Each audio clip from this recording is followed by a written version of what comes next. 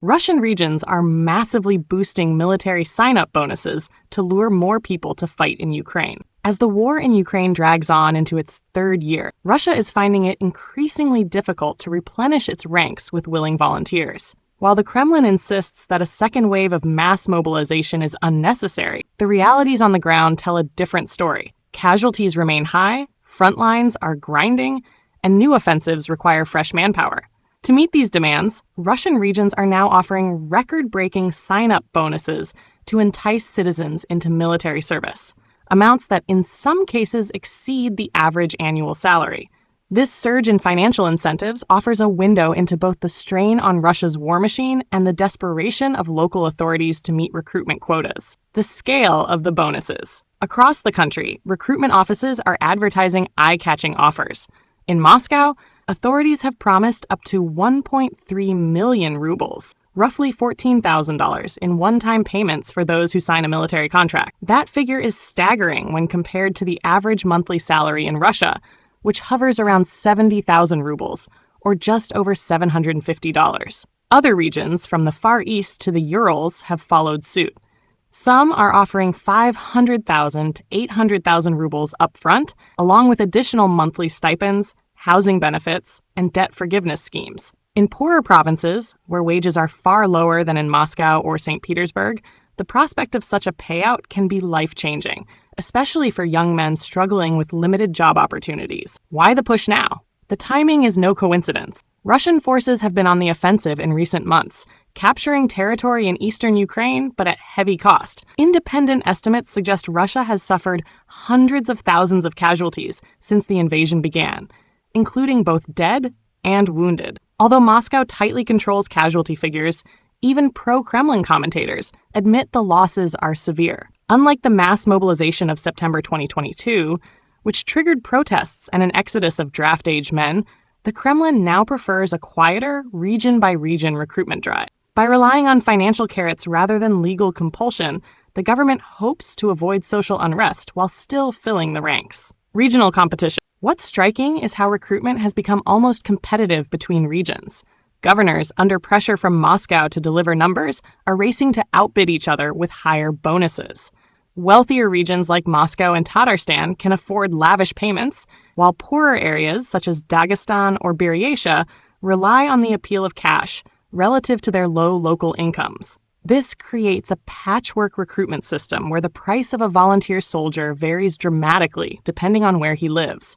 It also reflects the deep inequalities within Russian society.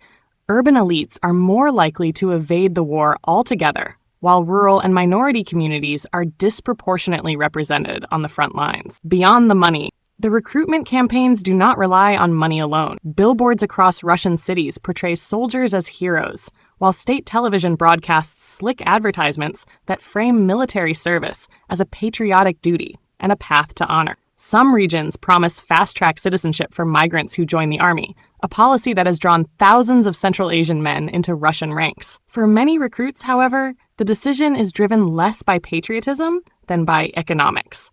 A single bonus payment can allow them to buy a car, pay off debts, or support their families in ways that would be impossible in civilian life. Yet, these same recruits face the very real possibility of being sent to the most dangerous sectors of the Ukrainian front, where casualty rates remain high.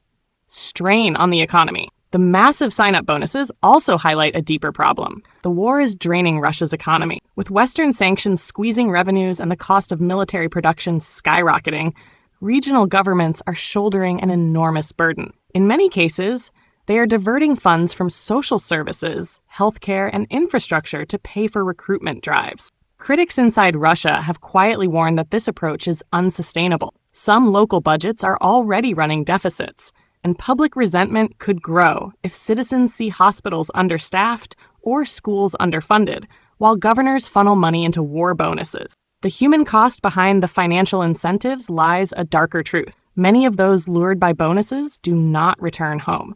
Independent Russian media outlets and Ukrainian intelligence have reported that volunteer battalions suffer extremely high casualty rates, especially during assaults on fortified Ukrainian positions. Videos of poorly trained troops complaining about being sent to the front with minimal preparation have circulated online, despite government efforts to censor such content. For families of fallen soldiers, the compensation payments often serve as both a lifeline and a grim reminder of the price paid. The Kremlin emphasizes these payouts as proof of state support, but the reality is that thousands of Russian families are losing sons, fathers, and brothers in a war whose goals remain opaque to much of the public. The political angle. By leaning on regional bonuses, the Kremlin avoids the political risks of another formal mobilization decree. President Vladimir Putin has repeatedly assured Russians that only volunteers are being sent to fight. Yet the enormous sums being spent on recruitment suggest that the appetite for volunteering is far lower than the government admits. Some analysts argue that this strategy is a quiet mobilization by another name, one that masks the true scale of Russia's manpower needs.